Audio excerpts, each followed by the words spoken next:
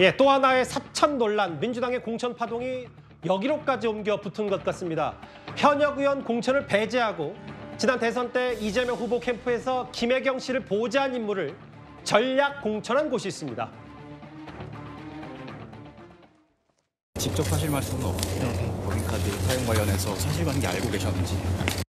지난 2일 새벽 최고위원회에서 순청 광양 곡성구의 을 지역구를 여성 전략특구로 지정하고 지역에 출마한 권양엽 후보를 단수 공천하는 것으로 의결했습니다. 아무런 이유도 없이 스스로의 원칙을 깨며 공정한 시스템 공천을 바라고 있었던 주민들의 기대에 반하는 행태를 순청 광양 곡성구의 의뢰 공천 결정 과정에서 보여줬습니다. 당 지도부에 다시 한번 요청합니다. 순청 광양 곡성구의 의뢰 전략 공천 결정을 제고해 주십시오. 그건 참 뻔뻔하지 않습니까? 이재명 대표의 공천을 보시면 매번 정말 입이 짝 벌어진 공천들이 나오고 있잖아요. 김혜경 여사의 비서를 호남에 단수 공천을 했던데요. 어차피 다 들켰으니까 사천의 끝판왕을 보여주겠다. 이런 작정을 하시는 것 같습니다. 여러분 다시 한번 제가 여쭤보겠습니다. 제가 이끄는 국민의힘에서 제가 그러는 것이라고 의심을 받는 건이라도 하나라도 있습니까? 그걸 정확하게 비교해 주시기 바랍니다. 일단 권양엽, 잘 알려진 인물이 전혀 아니죠. 권 전 비서관, 과거 청와대에서 근무했던 민주당 예비후보. 일단 이현정 의원님, 핵심은 현역 의원 공천 배제하고 이 권양엽 후보를 여성 전략 공천, 여기 전남 순천 광양 곡성 구례을 여기에 선정한 데 대해서 사천 논란이 불거진 겁니까? 그렇죠. 지난 1일 날 심야 최고위원회에서 이 문제가 결정이 됐다고 합니다. 갑작스럽게 이 지역을 여성 우선 공천 지역으로 이제 결정이 되면서 바로 이야기했던 이름이 참 권양엽 후보가 이제 결정이 됐는데요. 문제는 이분이 이제 예전에 민주당 여성국장 출신입니다. 그리고 지난 대선 때 사실은 이제 이 배우자실이라는 게 만들어졌어요. 김혜경 씨에 대한. 예. 그러면서 그 실장을 이해식 의원이 실장을 담당하고 그리고 이제 거기에 두 명의 부실장을 임명합니다. 바로 그 중에 한 명이 이제 권 후보인 거예요. 자, 근데 이 후보가 지금 현재 이 좀 전에 우리가 기자회견했던 서동용 현직 의원하고 이제 지금 공천 경쟁을 벌이고 있던 상황이었습니다. 자, 그런데 갑작스럽게 여기가 전략 공천 지역으로 지정이 되면서 이분이 갑작스럽게 공천을 받은 겁니다. 근데 지금 아시겠지만 이재명 대표 지금 관련된 대장동 관련된 변호인들 또 이제 김용 그다음에 정진상 변호인들이 자 공천 단계에 지금 직전에 와 있거든요. 예. 자 그럼에도 불구하고 또 이 지금 이 김혜경 씨와 관련된 즉 당시에 이 부속 이 배우자실에서 당시 부실장을 했던 이 사람이 왜 이 지역에 됐는가? 왜냐?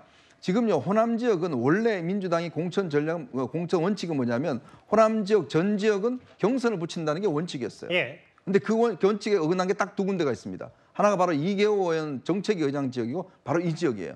이계호 의원도 원래 단수 공천했다가 계산을 잘못해서 다시 재심의가 받아들여졌는데 다시 이날 최고위원회에서 다시 그냥 공천 끝나버렸습니다. 잘 모르시는 분들이 있을까 봐 이계호 의원이 비명에서 친명으로 좀 그렇죠. 노선이 바뀌었다 이런 평가를 받는 인물이죠. 소위 전향을 했다는 그런 분입니다. 전향까지야. 예, 일단 말씀하십시오. 이낙연 대표와 굉장히 친분이 있는 분인데 예. 자, 그런 그 지역과 바로 이 지역입니다. 그러니까 원래 그러면 이 지역을 처음부터 여성 공천 지역에다 이야기했으면 모르겠습니다만 예.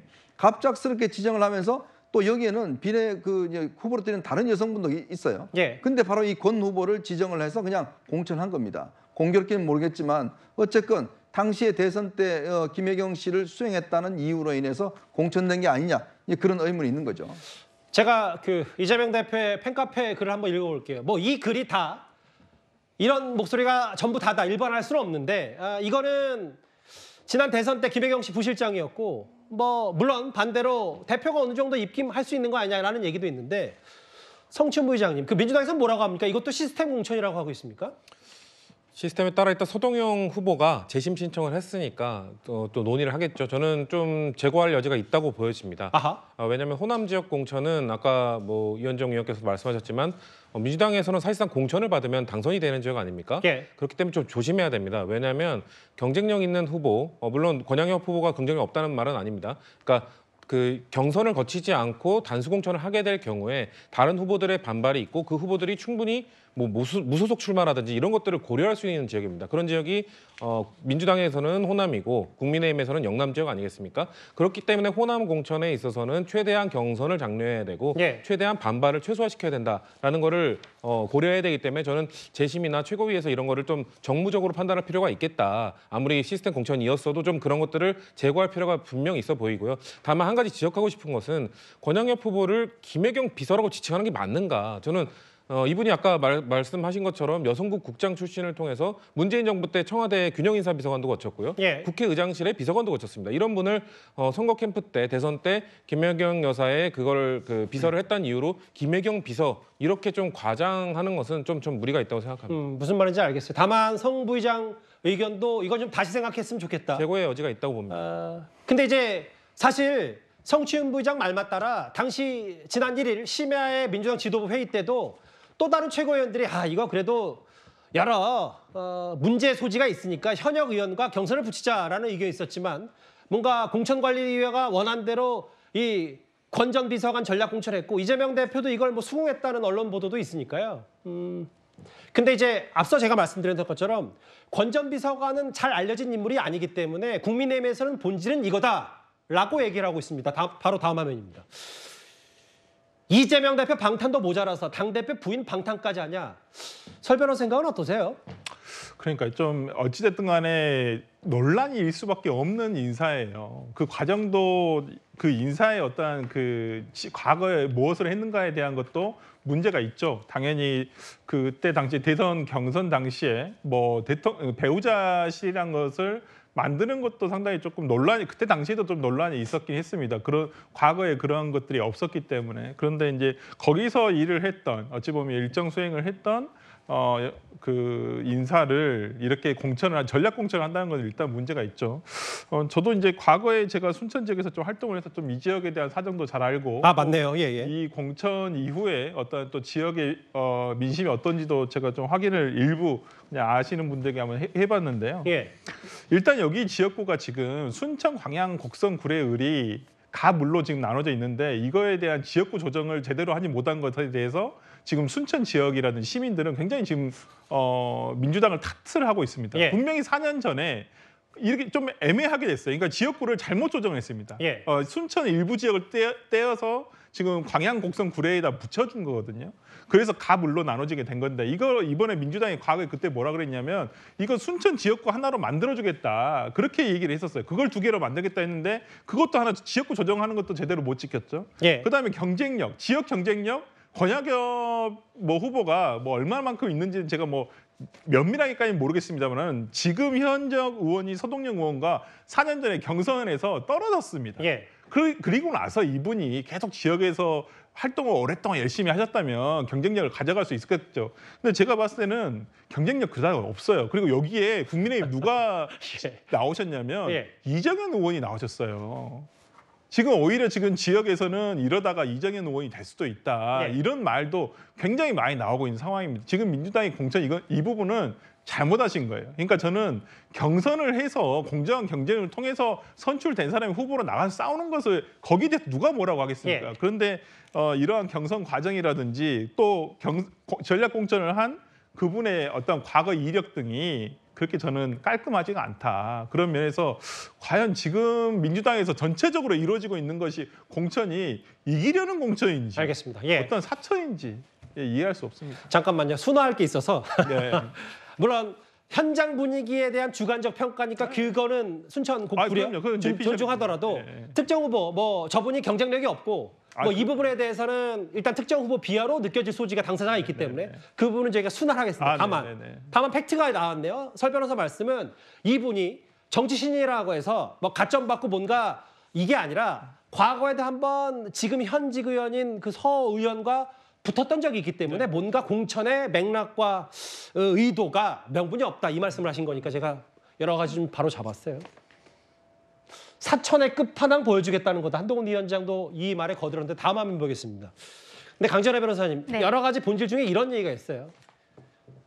이해식 의원 서울 강동을 단수공천 남영희 전 부원장 사실은 그 과거에 최강욱 의원 과거 암컷 발언 옹호하다가 직함도 내려놨던 인물이기도 한데 단수공천 이번에 대선 캠프 배우자실 부실장이었던 권영갑 후보도 단수 공천됐고 각기 다른 이유로 공천의 이유는 있겠죠. 민주당 내부. 다만 공교롭다는 평가들이 일각에서도 좀 있는 것 같으세요. 그렇습니다. 권영엽 비서관에 대한 공천이 나오면서 지금 이야기가 나오는 것은 이분뿐만의 문제가 아니라는 것이죠. 권영엽 비서관 같은 경우는 대선 때 배우자실의 부실장이었었는데요. 그 실장이 이해식 의원이었습니다. 근데 이해식 의원은 서울 강동을에서 지금 출마를 하겠다고 하는데 단수 공천이 바로 결정이 났던 겁니다. 그리고 남현희 전 민주연구원 부원장 같은 경우에는요. 대선 때 캠프 대변인을 했었는데 그때 방송에 굉장히 많이 나왔습니다. 예. 많이들 기억하시겠지만 지난 대선 과정에서 김혜경 씨가 법카 유용 의혹으로 국민들께 사과하는 모습을 보인 적이 있었는데요. 그 이후에 남영희 부원장이 당시 대변인이 방송에서 생방송에서 눈물을 흘리는 모습을 보였었죠. 그리고 대선이 끝난 이후에 이재명 대표가 당 대표로 취임을 하고 민주연구원 부원장에 취임을 했는데요. 그때 민주연구원 부원장으로 같이 들어갔던 사람이 현근택 변호사입니다. 결과적으로 남영희 부원장이라든지 현근택 변호사라든지 이런 사람들이 다 이재명 대표의 측근들이 기관으로 들어갔던 건데요.